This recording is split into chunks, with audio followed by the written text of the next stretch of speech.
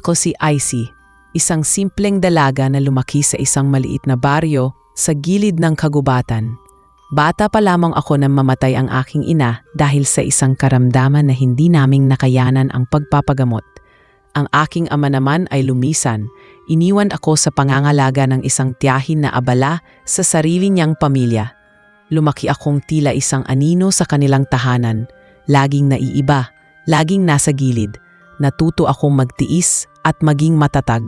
Ngunit sa likod ng aking katahimikan ay palaging may kirot at tanong kung bakit ila ba ako ang laging naiiwan. Sa bawat araw na lumilipas, pinapangarap ko na sana may lugar na tatanggap sa akin kung saan hindi ako huhusgahan dahil sa kahirapan o sa kakulangan ng pamilya. Madalas akong maglakad sa bukirin tuwing hapon, tinititigan ang papalubog na araw na parang may pangakong hindi ko maabot. Sa baryo, madalas akong kutyain ng mga kabataan dahil sa aking maruming kasuotan at manipis na katawan. Minsan nga ay tinatawag nila akong walang kwenta o anak ng kawalan. Pinipilit kong palampasin, ngunit bawat salita nila ay parang sugat na paulit-ulit na binubuksan. Ang tanging nakakapagbigay sa akin ng lakas ay ang aking paniniwala na balang araw ay may magbabago, may magdadala sa akin sa isang lugar kung saan may halaga ako. Isang gabi, matapos akong pagtawanan muli ng mga kabataan sa baryo dahil sa hindi ko mabili ang pagkain sa tindahan, naglakad ako ng malayo. Sa sobrang sakit ng loob, pinili kong tahakin ang daan papasok sa kagubatan. Alam kong bawal at delikado, lalo na't maraming alamat tungkol sa mga engkanto at nilalang na naninirahan doon. Pero hindi ko na inalintana. Ang gusto ko lang noon ay makalayo, kahit sandali lang, sa mundong walang pakialam sa akin. Habang naglalakad, napansin kong tila iba ang simoy ng hangin. Ang malamig na dampi ng gabi ay biglang nagkaroon ng kakaibang init at ang paligid ay tila may liwanag na hindi galing sa buwan o bituin. Doon ko napansin ang isang napakalaking punong balete. Hindi ito ordinaryong puno. Ang mga ugat nito ay parang mga braso na nakalawit sa lupa at mula sa mga sanga ay nagmumula ang isang liwanag na kumikislap na tila alon ng tubig. Huminto ako at napalunok. Gusto kong bumalik, ngunit may kakaibang puwersang nagtutulak sa akin na lumapit. Habang unti-unti akong sumusulong, ramdam ko ang tibok ng aking puso na parang sasabog. Ang paligid ay unti-unting nagiging malabo at bago ko pa maunawaan, nilamon ako ng liwanag mula sa puno. Nagising ako sa isang lugar na hindi ko pa kailanman nasilayan. Nasa harap ako ng isang malawak na kapatagan na puno ng mga bulaklak na kumikislap sa dilim. Ang kalangitan ay puno ng mga ilaw na mas maliwanag pa sa mga bituin. At sa di kalayuan ay may mga palasyo na gawa sa kristal at hiyas. Ang mga ilog ay kumikislap na tila likido ng pilak at ginto. Napasinghap ako at hindi makapaniwala sa nakikita. Ngunit ang pagkamangha ay agad na napalitan ng takot nang maramdaman kong may mga matang nakamasid sa akin. Mula sa likod ng mga puno ay nagsilabasan ang mga nilalang na hindi ko maipaliwanag. Ang iba'y kahawig ng tao, ngunit mas mapuputi ang balat, mas mahahaba ang buhok, at kumikislap ang kanilang mga mata na para bang hindi galing sa mundong kinagisnan ko. Ang ilan na may pakpak, ang iba na may kakaibang hugis ng katawan na kalahating hayop at kalahating tao. Napaatras ako, nanginginig habang palapit sila ng palapit. Narinig ko ang kanilang buluman. Mortal, isang mortal ang nakapasok. Hindi siya dapat narito. Isakripisyo natin siya. Ang mga tinig nila ay malamig at matalim na para bang mga kutsilyong tumatagos sa aking pandinig. Gusto kong sumigaw, gusto kong tumakbo, pero ang mga paa ko ay tila nakapako sa lupa. At sa gitna ng kaguluhan, biglang bumukas ang daan at may dumating.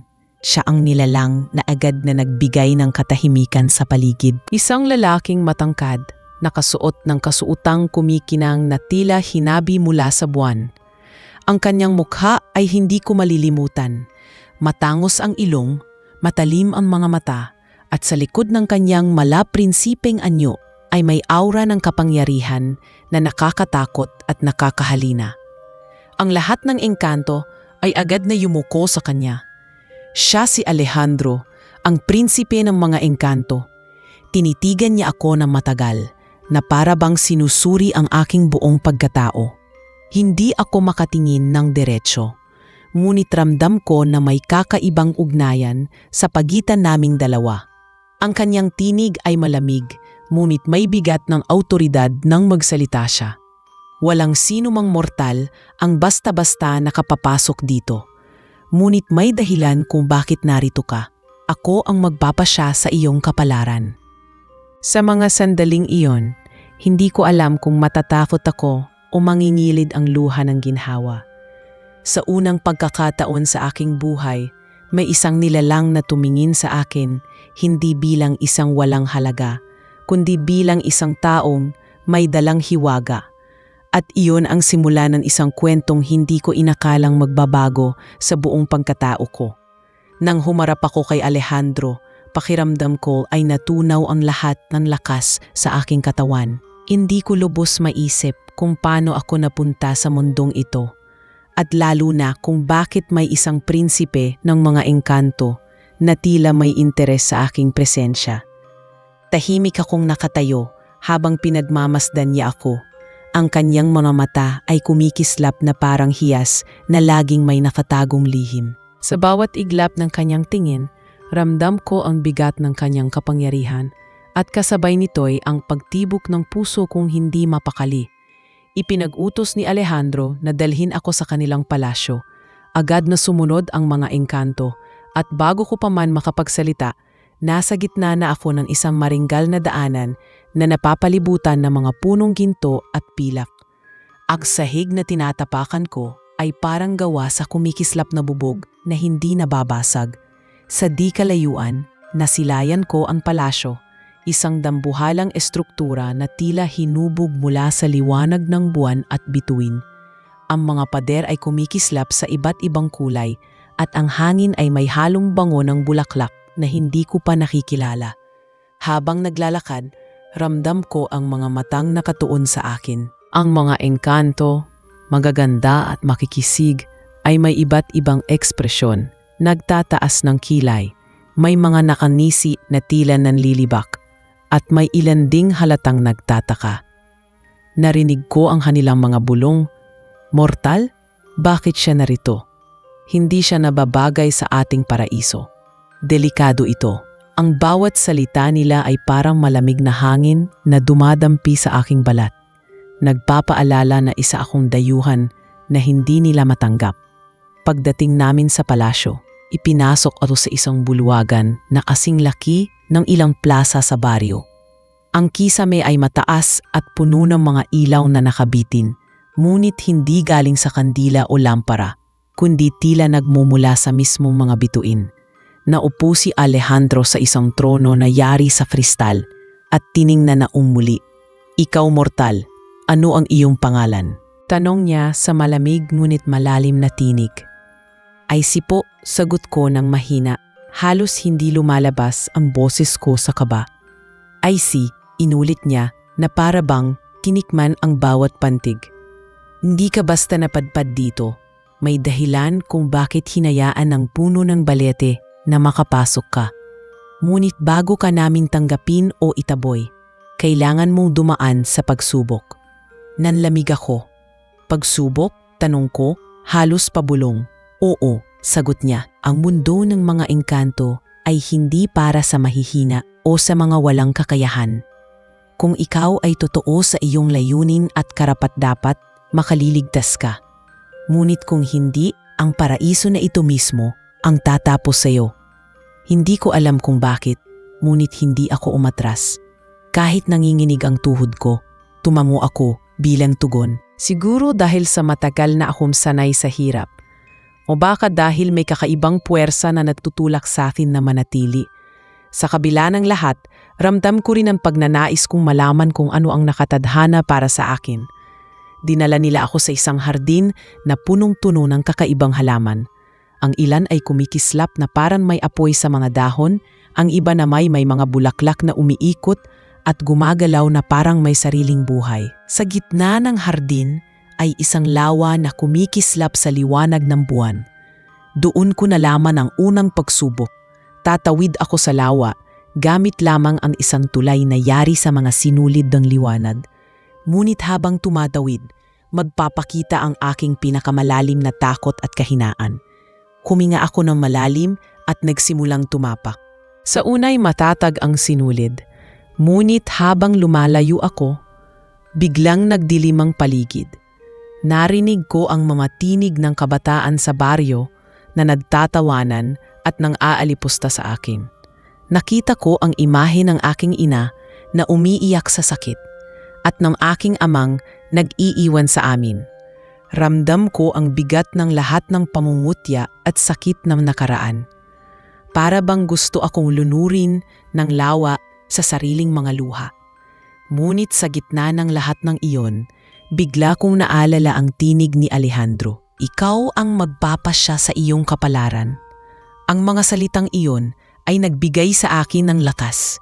Itinaas ko ang ulo ko, pinilit kong magpatuloy kahit nanginginig ang mga tuhod ko at halos malunod sa lungkot. Hakbang matapos ang hakbang, narating ko ang kabilang dulo. At nang tumapak ako sa lupa, naglaho ang mga tinig at ang dilim. Naramdaman kong may mainit na liwanag na bumalot sa akin. Paglingon ko, nandoon si Alejandro, nakatayo at nakamasid. Sa unang pagkakataon, nakita kong bahagyang ngumiti ang kanyang labi. Matatag ka, sabi niya. Marami ang bumibigay sa takot, ngunit ikaw ay lumaban. Hindi ko maiwasang mapaluha. Hindi dahil sa takot, kundi dahil sa kakaibang damdaming dumaloy sa puso ko.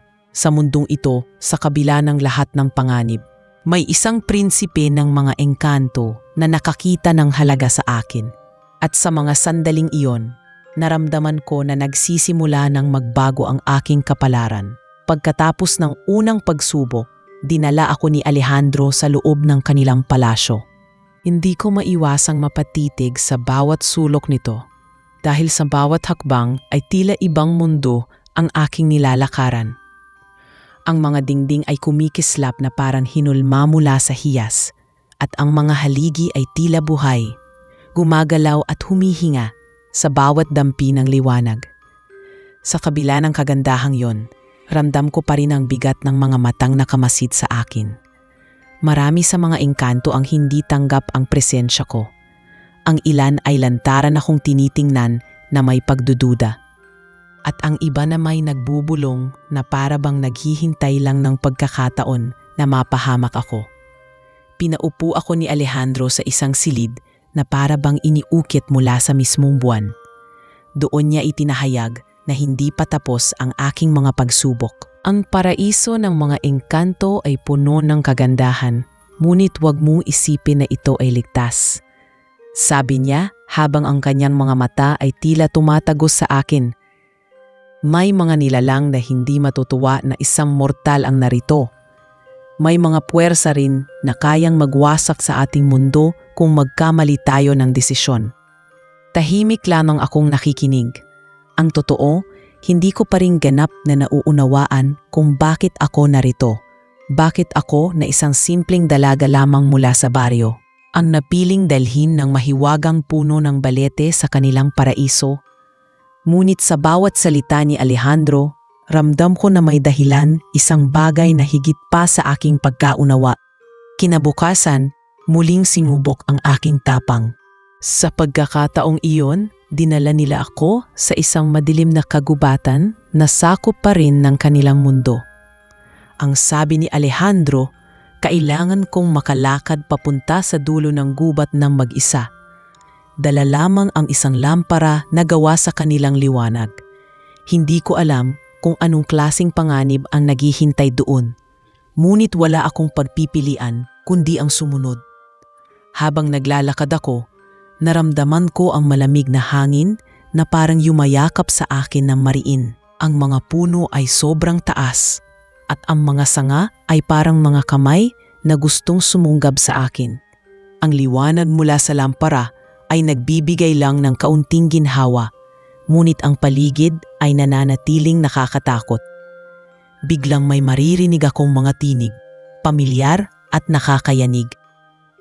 Inig ng aking mga kababata na nang aalipusta sa akin. Tinig ng aking tiyahin na laging nagsasabing pabigat lamang ako. At tinig ng aking sariling isipan na bumubulong na wala akong halaga. Napahinto ako, nanginginig ang mga kamay. Ang mga tinig ay nagiging mas malinaw, mas malakas at pakiramdam ko'y mababaliw ako kung hindi ko pipigilan. Ngunit bigla kong naalala ang mga mata ni Alejandro. Ang malamig ngunit matapat na titig na nagsasabing may nakikita siyang higit sa akin. Huminga ako ng malalim at nagsimulang humakbang muli, mas matatag sa kanina. Sa gitna ng aking paglalakad, biglang may isang nilalang na humarang sa aking daraanan. Isa itong mataas na engkanto na ang balat ay kulay abo at ang mga matay pula na parang nag-aapoy. Hindi ka nararapat dito, mortal, sabi niya sa tinig na tila nagmumula sa ilalim ng lupa. Ang presensya mo ay magdudulot ng kapahamakan. Natakot ako, ngunit pinilit kong wag ipakita. Wala akong ibang hangarin kundi ang malaman kung bakit ako narito. Sagot ko kahit nanginginig ang aking tinig. Biglang umatake ang nilalang.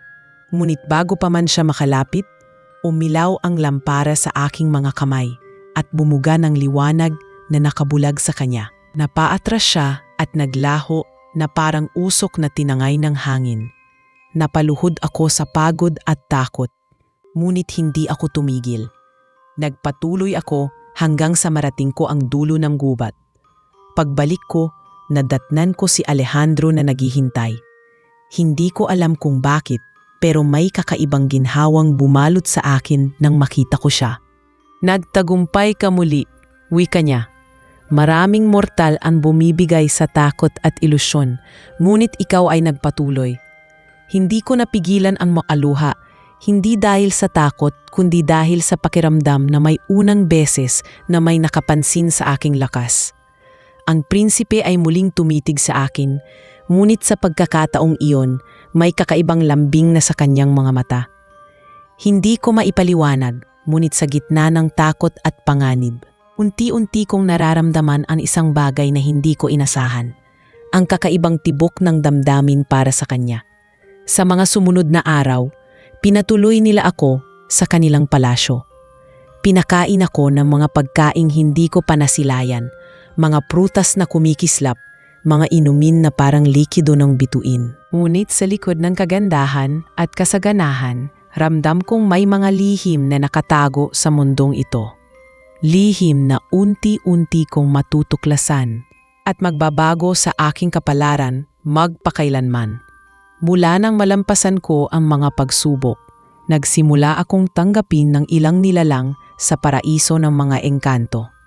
Ngunit hindi iyon nangangahulugan na ligtas na ako. Sa bawat sulok ng palasyo, ramdam ko pa rin ang malamig na titig ng mga ayaw sa presensya ko. Gayunpaman, ang lahat ng iyon ay nagiging mas madali kapag kasama ko si Alejandro. Sa mga oras na magkasama kami, natutunan kong makita ang kahinaan sa likod ng kanyang malamig na anyo. Sa kanyang mga kwento, nalaman ko kung gaano kabigat ang responsibilidad na pasan niya bilang prinsipe. Hindi lamang siya tagapagmana ng trono, kundi siya rin ang nakatali sa sumpa ng kanilang mundo. Kung hindi niya matagpuan ang tunay na pag-ibig bago sumapit ang takdang panahon, mawawala ang buong paraiso. Sa unay mairap paniwalaan ng lahat, ako, isang simpleng mortal, ay bahagi ng isang kasaysayan na masyadong malaki para sa akin. Ngunit habang mas nakikilala ko si Alejandro, mas nararamdaman ko na may koneksyon kami na hindi ko maipaliwanag. Sa bawat gabing magkasama kaming naglalakad sa mga hardin na kumikislap sa ilalim ng buwan, unti-unti kong nararamdaman ang tibok ng aking puso na kakaiba. Minsan ay nahuhuli kong nakatingin siya sa akin na para bang may itinatagong damdamin. ngunit agad niyang iniiwas ang kanyang tingin. Isang gabi, dinala niya ako sa isang malawak na balkonahe ng palasyo. Mula roon, kita ang buong paraiso, mga ilog na kumikislap, mga bundok na tila gawa sa hiyas, at mga bituin na mas maliwanag kaysa sa anumang nakita ko sa mundo ng tao. Tahimik lang kaming nakatayo at naramdaman ko ang lamig ng hangin na dumadampi sa aking balat. Pagkatapos ng mahabang katahimikan, nagsalita siya. I see, hindi mo pa lubos na nauunawaan kung gaano kalaki ang papel mo sa mundong ito. Hindi aksidente ang pagdating mo rito. Ang puno ng balete ay hindi nagkakamali sa pagpili. Pinili ka nito dahil may dala kang bagay na wala sa amin. Nagtaka ako. Ano ang ibig mong sabihin? Tanong ko. Tumitig siya sa akin at sa unang pagkakataon, nakita ko ang lungkot at pagod sa kanyang mga mata. Pag-ibig, sagot niya. Ang mga tulad namin, mga engkanto, ay bihirang makaramdam ng wagas na damdamin. Matagal na kaming nabubuhay, ngunit sa haba ng panahong iyon, tila nagiging malamig ang aming mga puso. Ang sumpa sa paraiso ay nakatali sa kawalan ng tunay na pagmamahal. At ikaw ang maaaring magbago noon. Hindi ko alam ang isasagot. Napatingin ako sa malawak na tanawin. Iniisip kung paano ang isang tulad kong simpleng mortal ay magiging sagot sa sumpang bumabalot sa kanila. Ngunit habang iniisip ko iyon, ramdam kong lumalapit si Alejandro. Ang kanyang kamay ay marahang dumampi sa aking pisngi. Malamig ngunit may init na nagmumula sa damdamin. Ang kanyang mga mata ay titig na titig sa akin at bago pa man ako makagalaw, hinalikan niya ako. Ang halik na iyon ay parang apoy at yelo na sabay na dumaloy sa aking katawan. Sa loob ng ilang sandali, nakalimutan ko ang lahat. Ang aking nakaraan, ang aking takot, ang aking mga sugat. Ang tanging naiwan ay ang koneksyon namin ni Alejandro. Isang damdamin na hindi ko na kayang itanggi. Ngunit kasabay ng halik na iyon ay ang biglang pagbabago ng paligid. Ang liwanag ng buwan ay biglang kumidlat at ang hangin ay nagkaroon ng kakaibang bigat. Hindi ito maganda, bulong ni Alejandro habang biglang kumalas. Nagising natin ang puwersa ng sumpa. At sa di kalayuan, nakita kong nagsimulang gumalaw ang mga anino. Mula sa kagubatan ay may lumitaw na mga nilalang na hindi ko pa nakikita. Ang kanilang mga katawan ay baluktot, ang kanilang mga mukhay halos malanam anyo at ang kanilang mga matay kumikislap ng pula. Parang sila'y mga halimaw na isinilang mula sa kadiliman. Agad akong hinawakan ni Alejandro at dinala palayo mula sa balkonahe. Kailangan kitang protektahan, aniya, habang tinatawag ang kanyang mga kawal na engkanto upang labanan ang mga nilalang.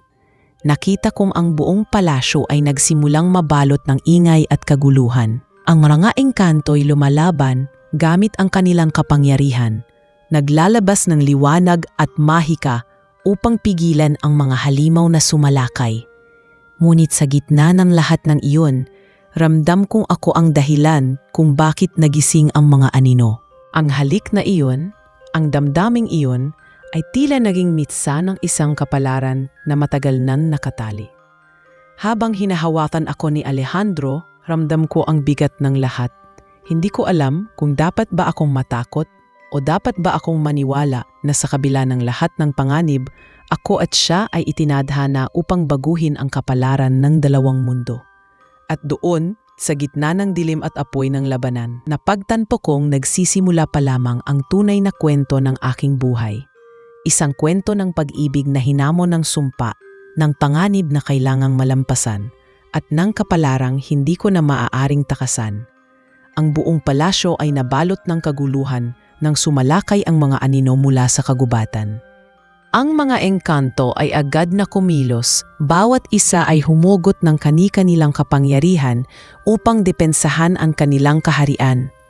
Sa bawat kidlat ng liwanag na bumubuga mula sa kanilang mga kamay, naglalaho ang ilan sa mga halimaw, ngunit sa bawat pagbagsak ng isa ay may kapalit na dalawa pang sumusulpot. Ang ingay ng kanilang sigawan at ang bangis ng labanan ay nagbigay ng takot na kumuyong sa aking dibdib. Hindi ko alam kung saan ako lulugar. Ngunit ramdam kong ako ang ugat ng lahat ng ito. Hinila ako ni Alejandro papasok sa isang lihim na lagusan sa likod ng kanyang silid. Ang lagusan ay masikip at madilim. Tanging ilaw mula sa kanyang mga palad ang nagbibigay daan. Habang naglalakad, rinig ko ang bigat ng kanyang paghinga at ang kanyang tinig na puno ng kaba at determinasyon. I see. Kailangan kitang ilayo. Ang sumpa ay gumising dahil sa ating damdamin. Hindi pa ito ang tamang panahon.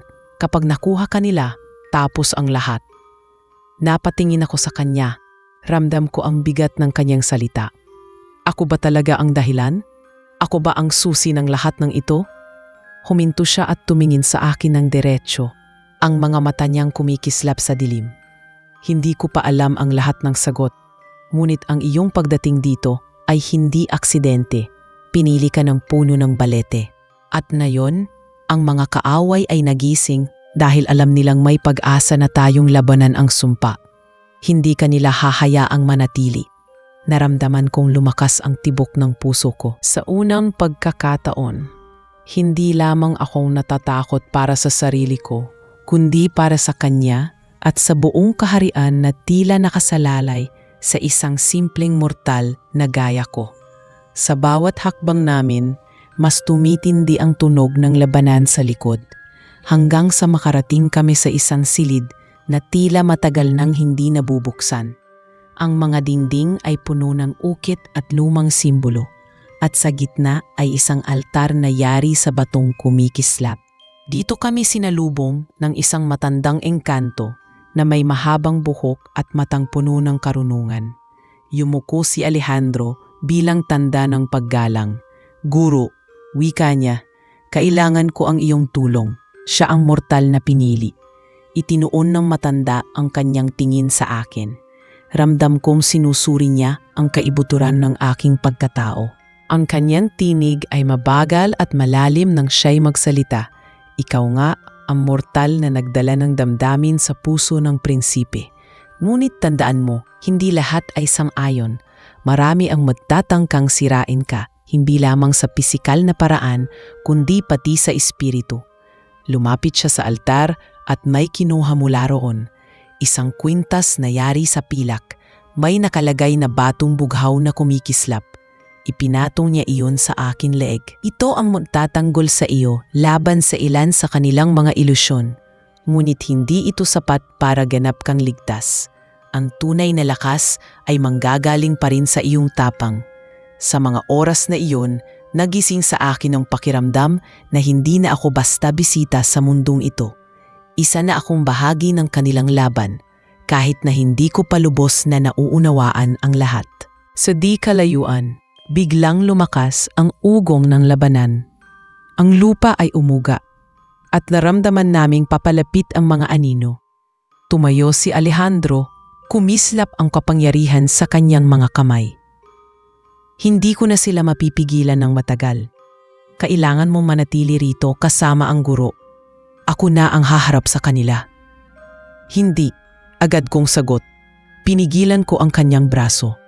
Hindi kita kayang hayaan na lumaban ng mag-isa. Kung ako nga ang dahilan ng lahat ng ito, dapat akong lumaban kasama mo. Napatingin siya sa akin, ang kanyang mga mata ay puno ng pagtataka at paghanga. Marahang umiti si Alejandro, isang ngiti na hindi ko pa nakikita sa kanya. Hindi mo alam kung gaano kalakas ang loob na ibinibigay mo sa akin, Icy. Ngunit ngayong nagpasya ka, wala nang atrasan. Nagsimula ang isa pang yugto ng labanan. Sa labas ng silid, sumalakay ang mas marami pang nilalang. Nakita ko kung paano nagliyab sa kapangyarihan si Alejandro. Bawat galaw niya ay puno ng gilas at tapang. Ngunit sa bawat halimaw na kanyang pinapatumba, may bagong sumusulpot. Ako na may hawak ang lamparang ibinigay sa akin noong unang pagsubok. At nang gumamit ng ilusyon ang isa sa mga nilalang, ang liwanag mula rito ang siyang pumatay sa panlilinlang. Sa gitna ng labanan, napansin kong may isa pang nilalang na nakamasid lamang. Hindi sumasali, ngunit halatang mas makapangyarihan kaysa sa lahat. Isang babae, napakaganda, ngunit may malamig na ngiti. Nakasuot ng itim na kasuotan na kumikislap sa dilim. Ang kanyang mga mata ay tila dalawang malalim na bangin na handang lumamon ng sinuman. Narinig ko ang kanyang bulong kahit malayo siya.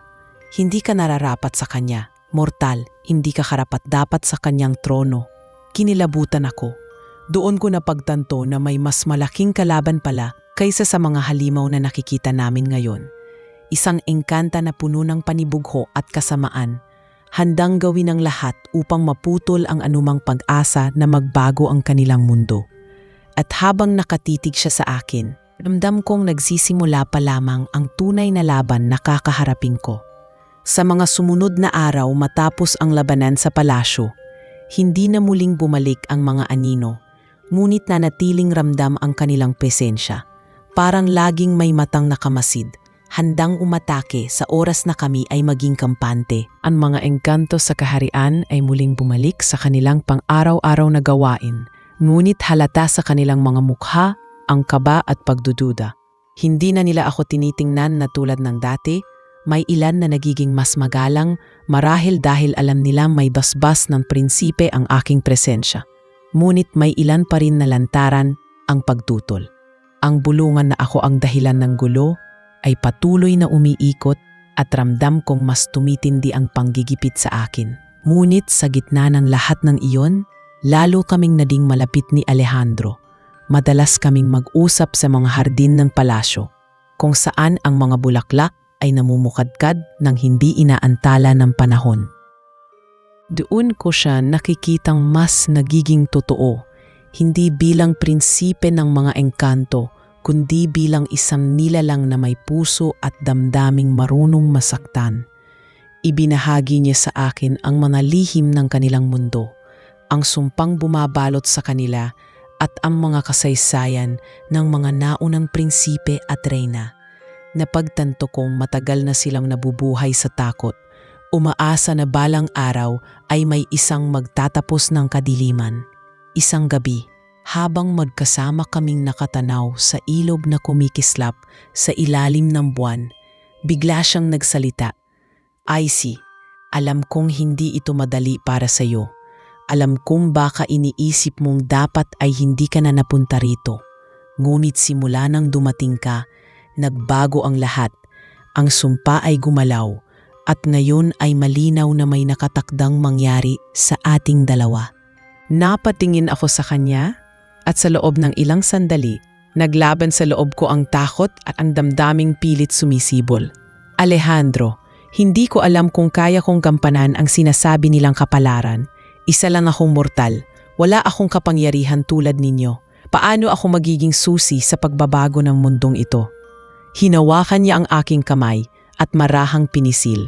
Hindi kapangyarihan ang kailangan, AC, kundi tapang at puso. Ang mga bagay na iyon ay bihira sa amin, ngunit sagana sa inyo. At iyon ang dahilan kung bakit pinili ka ng balete. Sa mga salitang iyon, unti-unti kong tinanggap na hindi na ako basta bisita sa kanilang paraiso. Isa akong bahagi ng mas malaking kwento. At sa kabila ng takot, naramdaman ko ang tapang na hindi ko pa kailanmang naramdaman sa mundo ng mga tao. Ngunit habang lalong lumalapit ang aming damdamin, nagsimulang magpakita ang babaeng nakita ko sa labanan. Isang gabi habang naglalakad ako mag-isa sa mga pasilyo ng palasyo, bigla siyang lumitaw. Hindi siya tulad ng iba. Ang kanyang kagandahan ay nakamamangha. Ngunit ang kanyang presensya ay malamig at nakakatakot. Ang kanyang tinig ay malambing, ngunit may halong lason. Mortal, aniya, huwag mong akalaing ligtas ka rito. Hindi ka karapat-dapat sa kanya. Ang lugar na ito ay hindi para sa tulad mo. Kung mahal mo talaga siya, dapat kang lumayo dahil ikaw ang magdadala ng kapahamakan sa kanyang kaharian. Hindi ako nakapagsalita.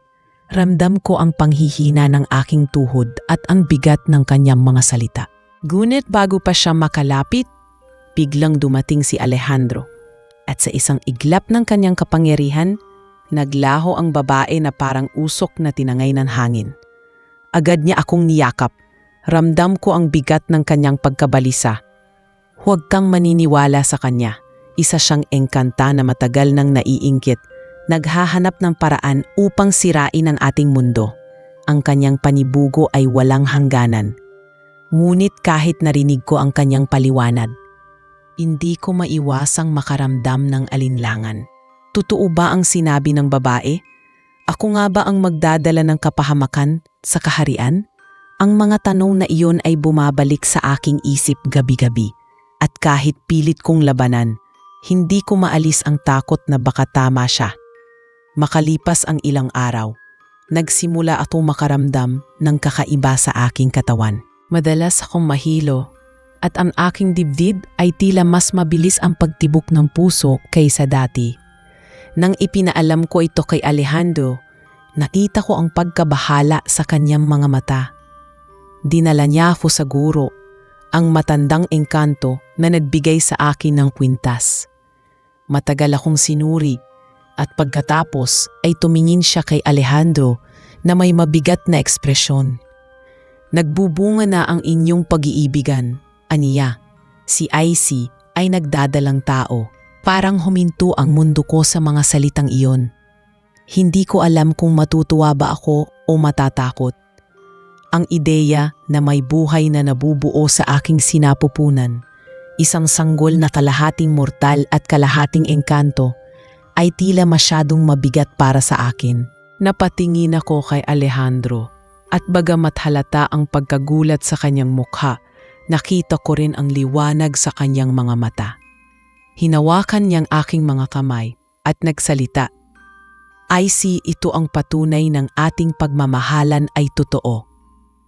Ngunit kasabay nito, mas lalo tayong magiging target ng ating mga kaaway. Ang anak na ito ang maaaring maging susi ng pagliligtas o pagkawasak ng ating mundo. Hindi ko na napigilan ang mga luha ko. Napakaraming tanong ang bumalot sa aking isipan. Paano ko kakayanin ang lahat ng ito? Paano kung tama ang babae at ako nga ang magdadala ng kapahamakan?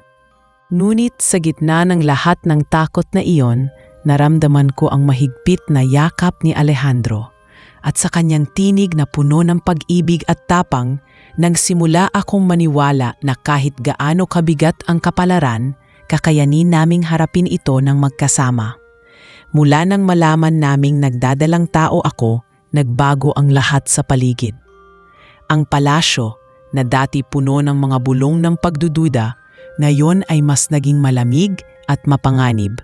Ang ilan sa mga engkanto ay hayagang nagpakita ng pagtutol.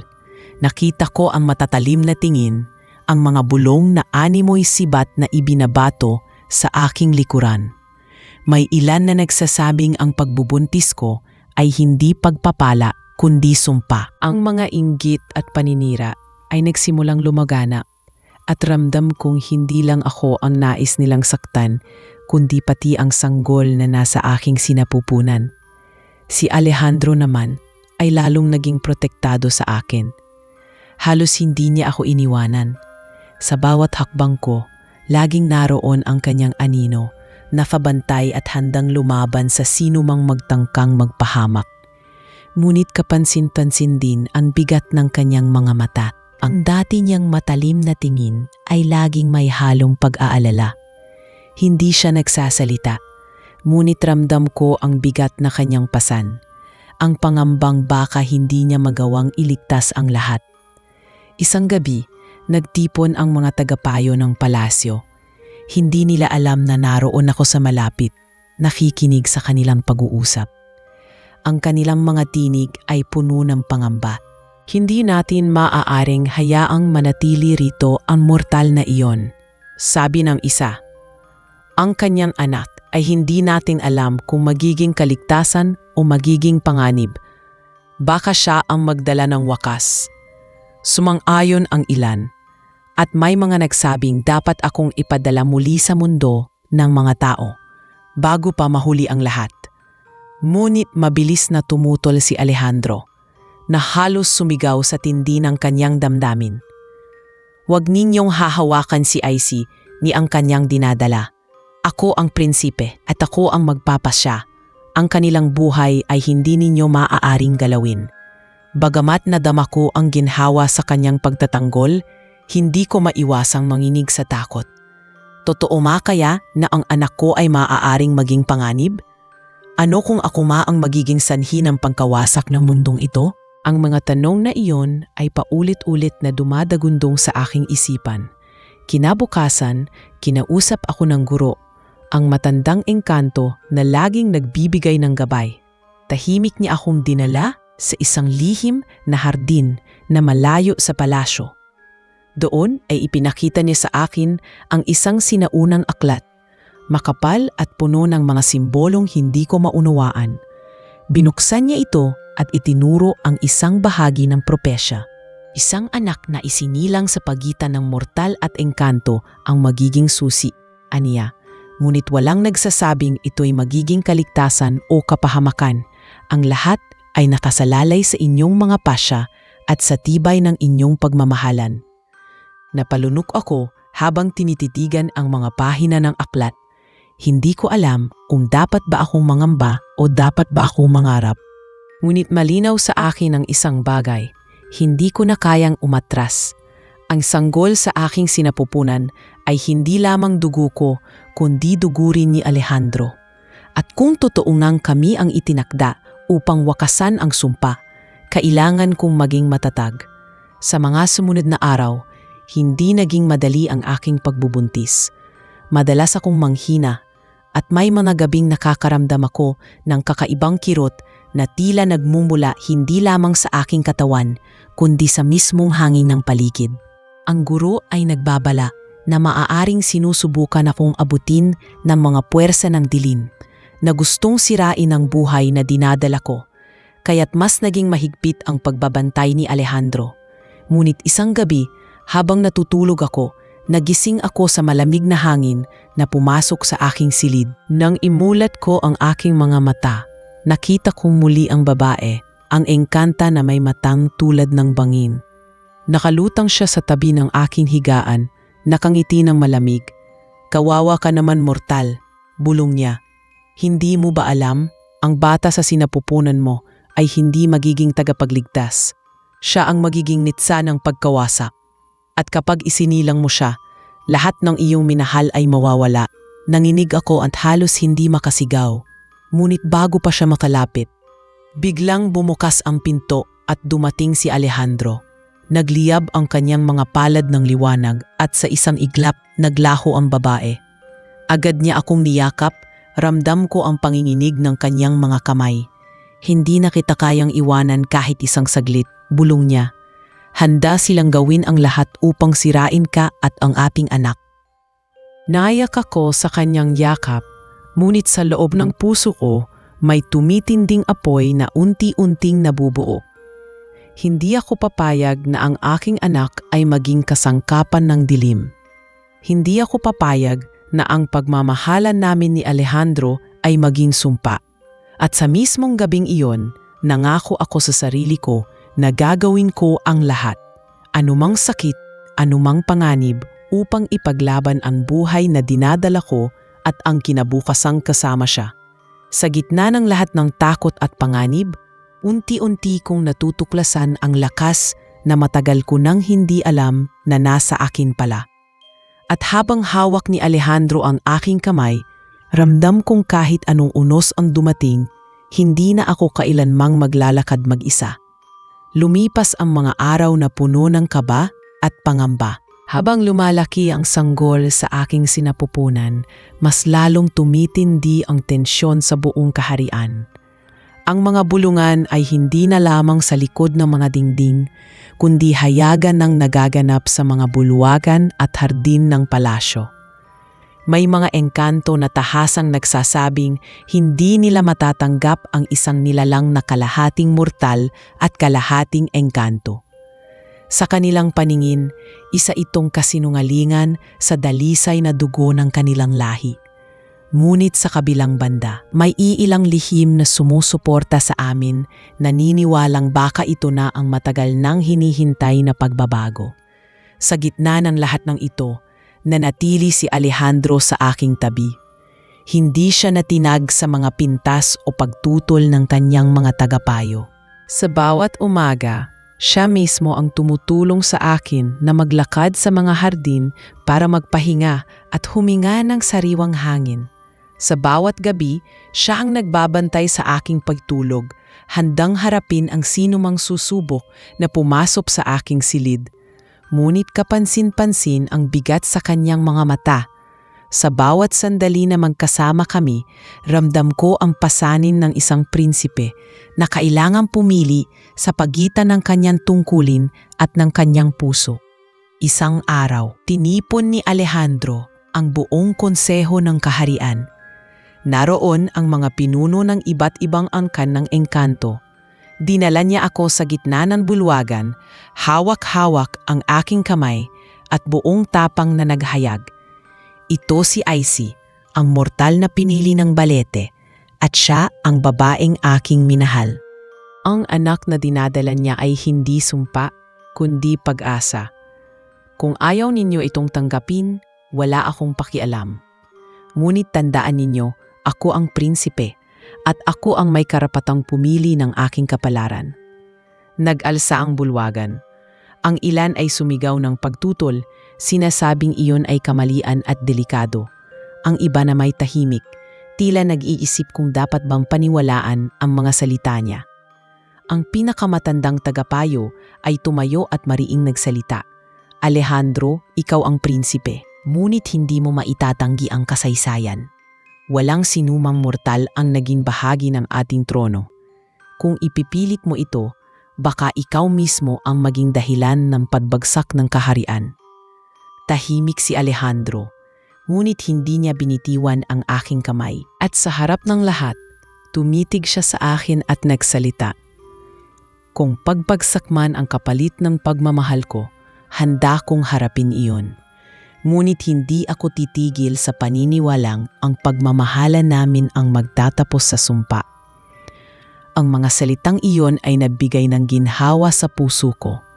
Ngunit sa kabilang banda, mas lalo nitong pinagalit ang aming mga kaaway. Mula noon, mas naging hayagan ang kanilang galit. May mga pagtatangkang lasunin ang aking pagkain at may mga mahiwagang ilusyon na sumusubok lituhin ang aking isipan. Mabuti na lamang at palagi akong binabantayan ni Alejandro at ng guro. Kung hindi ay baka matagal na akong nasawi. Ngunit isang gabi, dumating ang pinakamatinding pagsubok. Habang natutulog ako, nagising ako sa kakaibang liwanag na pumapasok sa aking silid. Pagmulat ko, naroon muli ang babae, ang engkantang nagbabanta sa akin noon. Sa pagkakataong ito, hindi na siya nag-aatubili. Sa kanyang mga mata ay nakitang-kita ang pagnanasa na tapusin ang lahat. Hindi ka karapat-dapat, Icy, malamig niyang wika. Ang anak mo ang magiging kasangkapan ng kapahamakan. Kung mahal mo ang prinsipe, dapat mo mawakasan ito bago pa mahuli ang lahat. Naramdaman ko ang bigat ng kanyang salita. Ngunit sa halip na umatras, pinilit kong tumayo kahit nanginginig ang aking katawan. Hindi ako maniniwala sa iyo, sagot ko. Ang anak na ito ay bunga ng pagmamahalan namin ni Alejandro. At hindi ko hahayaang gamitin mo ang takot ko para sirain kami. Nagliyab ang kanyang mga mata sa galit.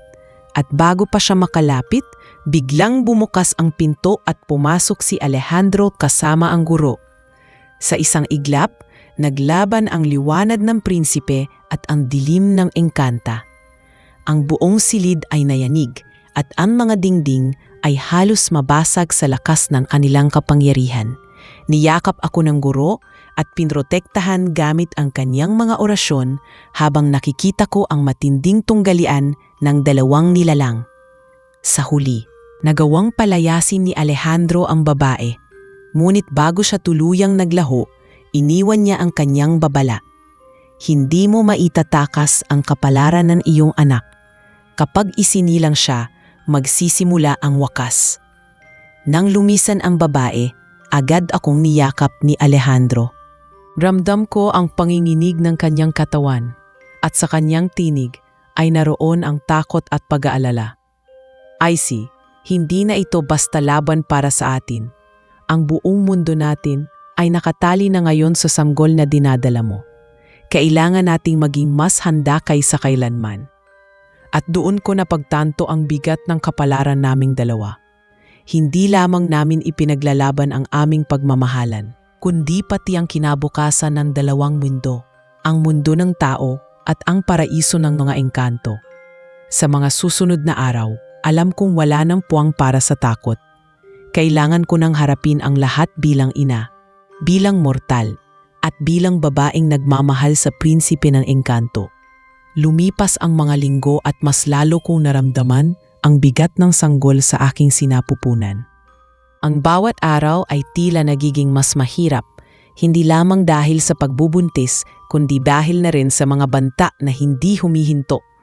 Ang babaeng engkanta na aking kinatatakutan ay hindi na muling nagpakita mula noong huli siyang napalayas. Ngunit alam naming hindi pa tapos ang lahat. Ang kanyang mga salita ay parang aninong laging sumusunod sa akin, bumabalik-balik sa aking isipan lalo na tuwing gabi kapag tumitigil ang lahat sa paligid at ang katahimikan ay bumabalot sa palasyo.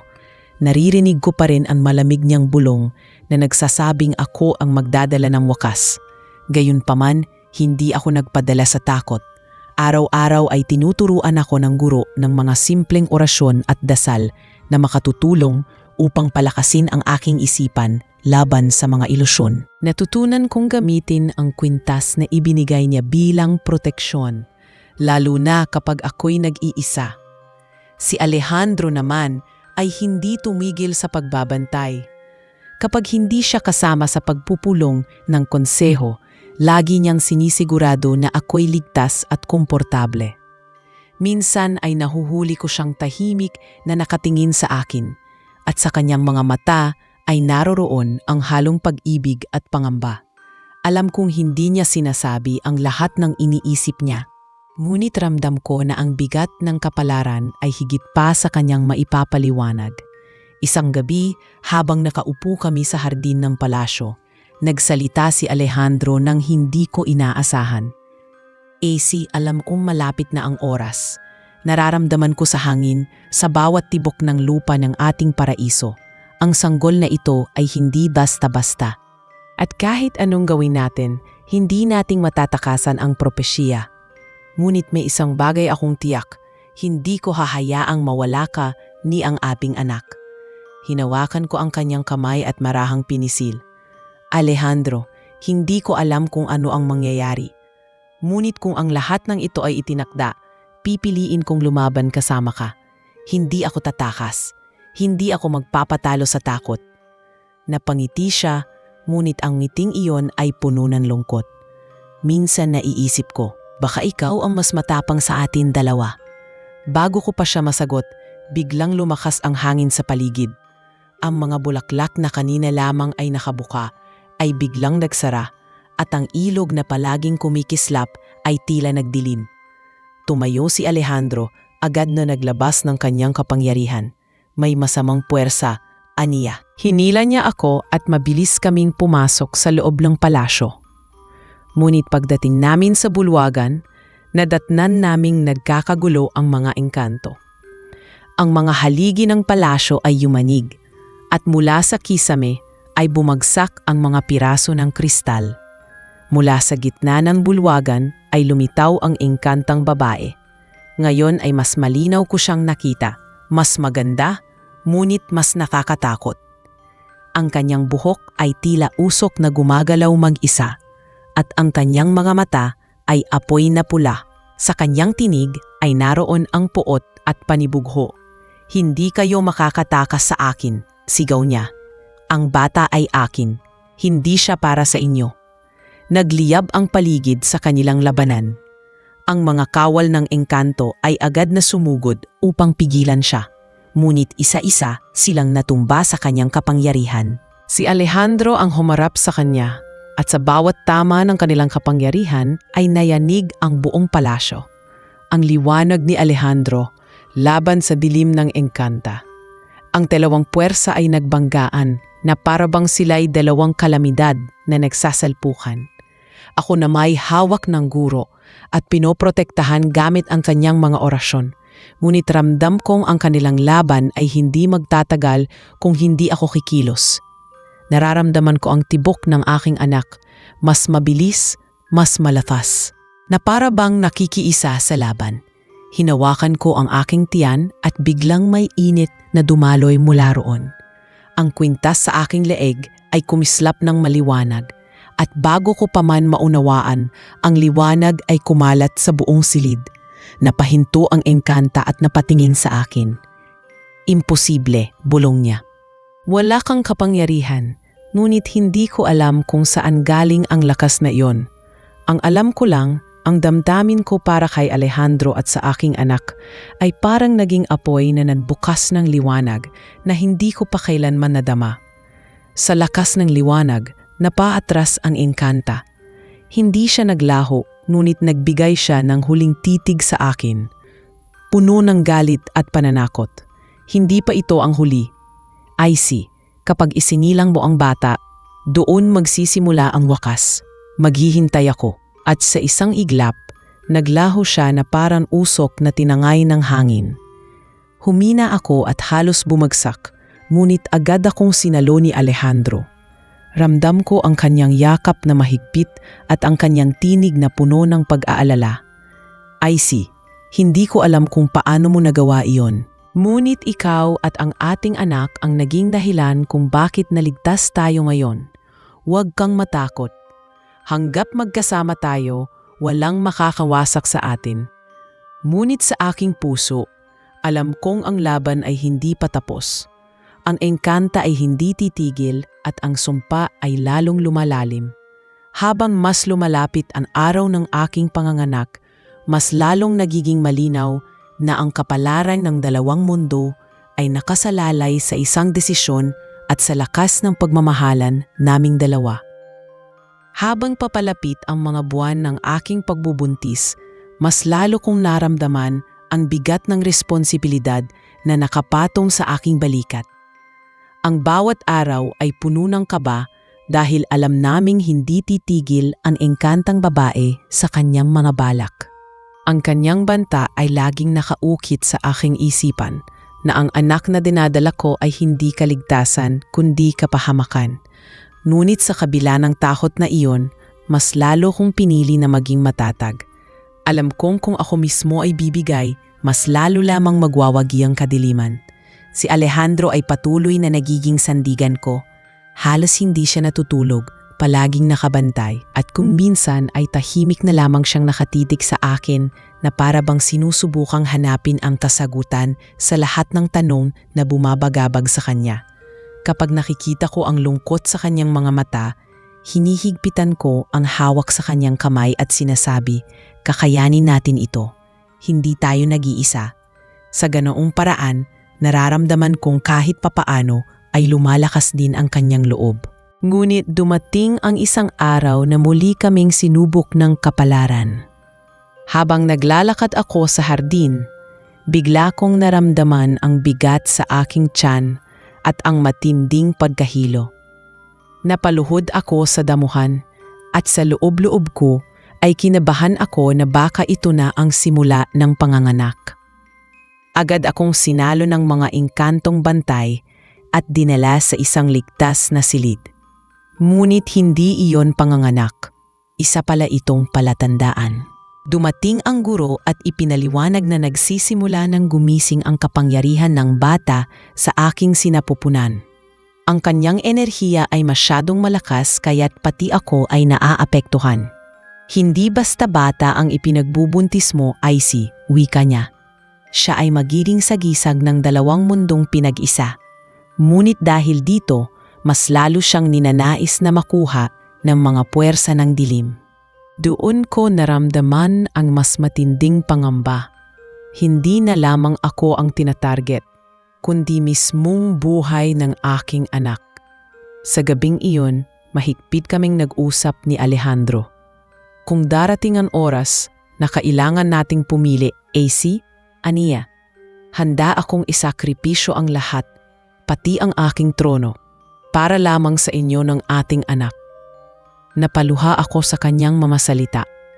Hindi ko alam kung dapat ba akong matuwa o masakpan.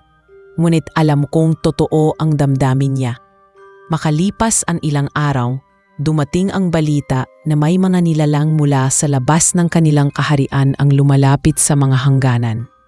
Mga nilalang na hindi nila kilala, na posibleng tauhan ng engkantang babae. Ang mga kawal ay naghanda ng depensa at ang buong kaharian ay nagbago ang takbo ng araw-araw. Wala ng katahimikan, puro pagbabantay at paghahanda.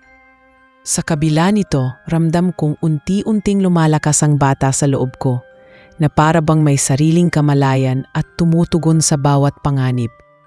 Sa aking puso, malinaw na hindi na lamang ito laban namin ni Alejandro. Ang buong mundo ng mga engkanto at pati na rin ang kinabukasan ng mga tao ay nakatali na sa magiging kapalaran ng sanggol na aking dinadala.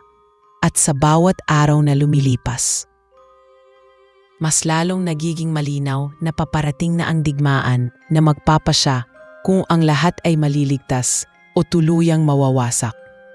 Sa mga sumunod na araw, mas lalo naming naramdaman ang bigat ng panganib. Ang mga bantay ng kaharian ay hindi na natutulog, palaging may nakapwesto sa bawat tarangkahan at kalsada. Ang hangin ay laging malamig at mabigat, para bang may nakabitin na bagyo na anumang oras ay puputok. Ako na may patuloy na nakikipaglaban sa sarili kong pangamba. Ang bata sa aking sinapupunan ay tila may sariling buhay na mas higit pa sa isang sanggol. Tuwing gabi ramdam ko ang malakas na tibok ng kanyang puso, na para bang nakikisabay sa tibok ng lupa sa ilalim ng kaharian. Minsan may mga liwanag na dumadaloy mula sa aking tiyan. At kahit si Alejandro ay hindi alam kung paano ipapaliwanag ang mga iyon. Isang gabi, muling nagtipon ang konseho. Dinala ako ni Alejandro sa bulwagan kahit batid naming maraming tututol sa aking presensya. At hindi nga nagtagal, isa sa mga pinuno ng angkan ang tumayo at mariing nagsalita. Hindi kami makapapayag na manatili ang isang mortal na may dinadalang hindi natin alam kung kaligtasan o panganib. Bago pa man siya manganak, dapat siyang alisin mula rito. Ang bulwagan ay napuno ng bulungan at pagtutol, ang ilan ay sumang-ayon. Ang iba na may nanahimik lamang, ngunit ang titig nila sa akin ay puno ng alinlangan. Ngunit bago pa tuluyang lumala ang pagtatalo, nagsalita ang guro. Wala sa atin ang makakapagsabi kung ano ang magiging kapalaran ng bata. Ngunit malinaw sa propesya, siya ang magiging susi ng ating kinabukasan. Kung tatanggalin natin sila, baka iyon mismo ang magdala ng kapahamakan.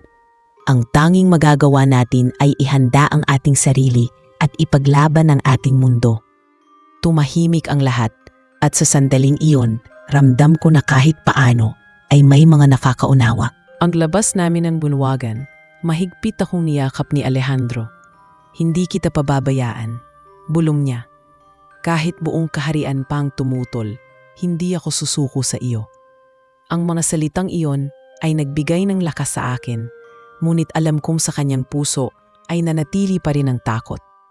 Kinabukasan, nagising ako sa ingay ng mga bantay. May mga nilalang na muli na namang sumubok pumasok sa hangganan ng kaharian.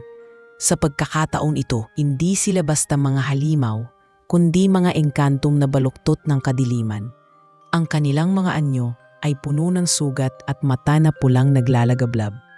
Nilabanan sila ng mga kawal at halos tumagal ng buong magdamag ang labanan bago tuluyang napalayas.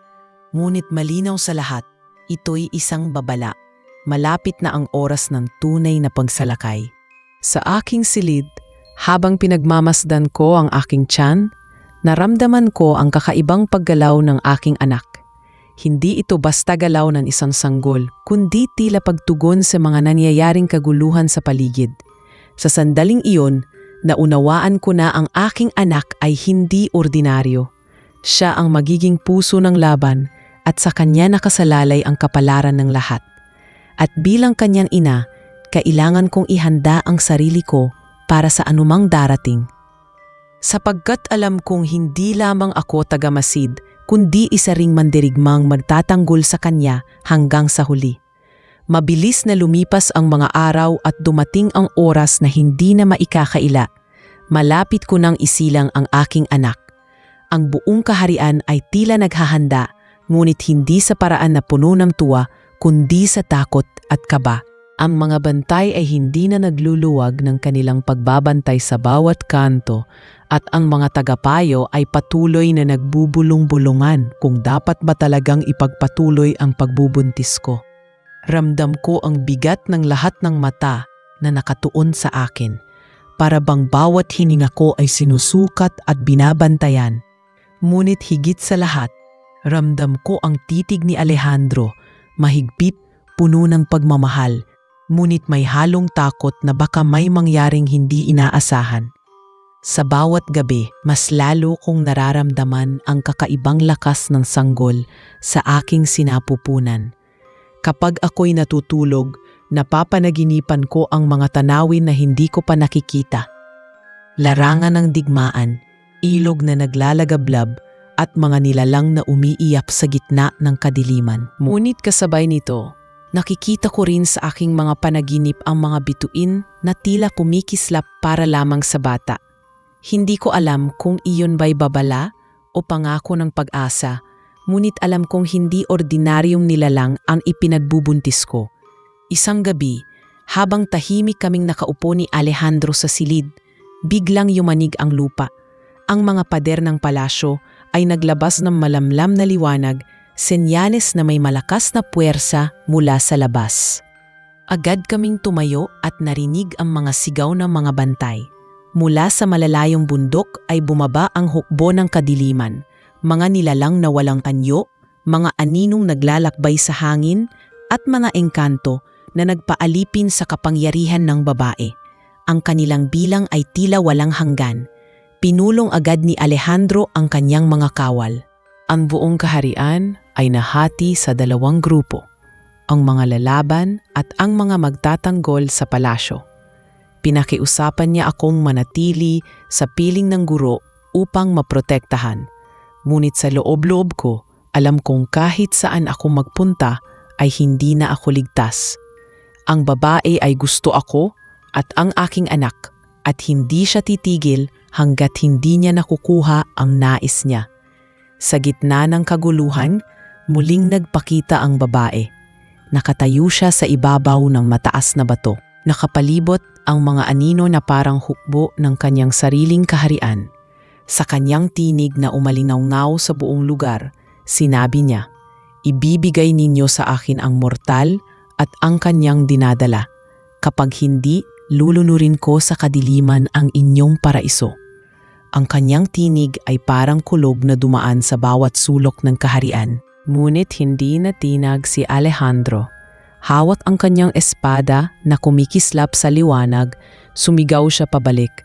"Hindi mo makukuha si Icy o ang aming anak. Hindi mo magagapi ang pag-ibig na siyang bumubuhay sa amin."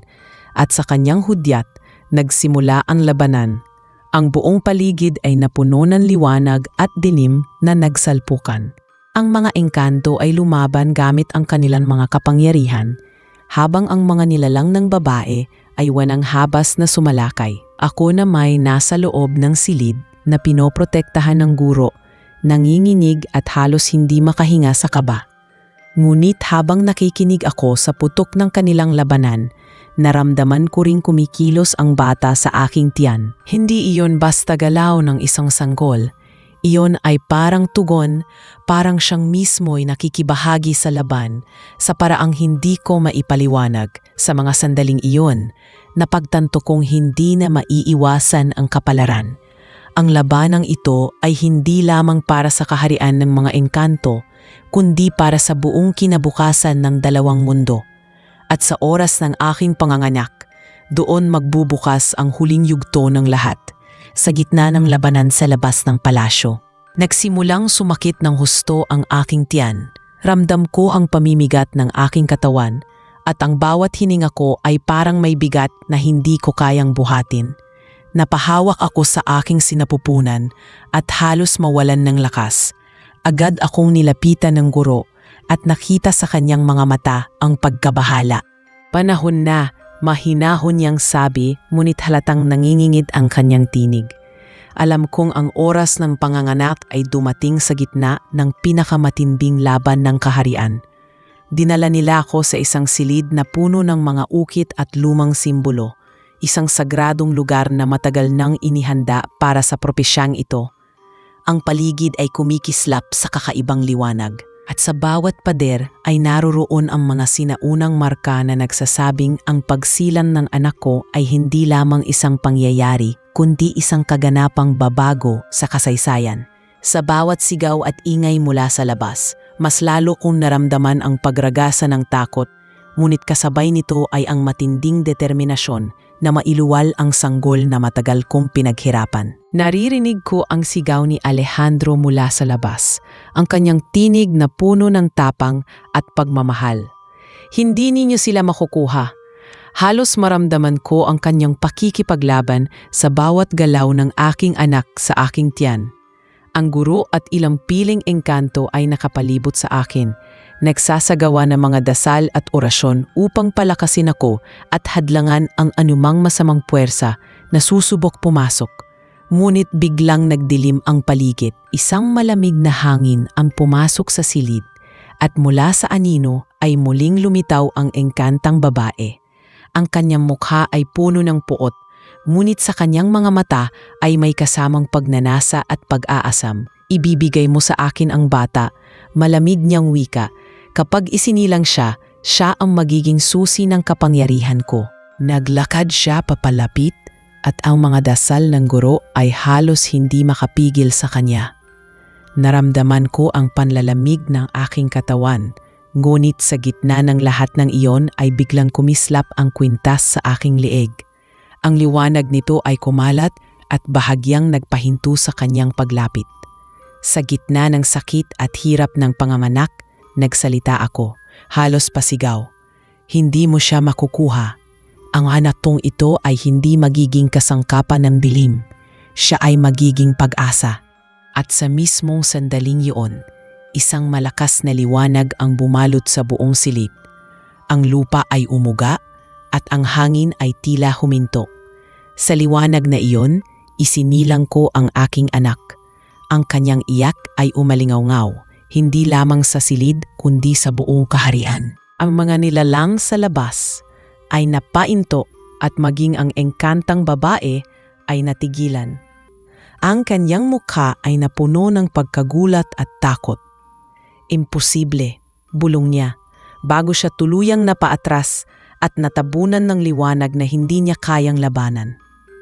Nang una kong makita ang aking anak, ramdam ko ang kakaibang init na dumaloy sa aking puso. Ang kanyang mga mata ay kumikislap na tila pinaghalo ang liwanag ng tao at engkanto. Hawak siya ng guro at iniabot sa akin. At sa unang pagkakataon, naramdaman ko na ang lahat ng sakit, takot at pangamba ay napawi. Sa kanyang maliit na katawan ay naroroon ang pangakong magbabago ng lahat. Pumasok si Alejandro, duguan at pagod, ngunit agad siyang lumapit at niyakap kami. Sa kanyang mga mata ay naroroon ang pag-asa na matagal nang nawala. I see, bulong niya. Ito na ang simula ng bagong yugto. Ang ating anak ang maghahatid ng kaligtasan. At sa sandaling iyon, kahit alam naming hindi pa tapos ang laban, naramdaman ko ang lakas at tapang na matagal ko nang hinahanap. Ang kapalaran ay nagsimula na, at sa pagyakap namin sa aming anak, handa na kaming harapin ang kinabukasan.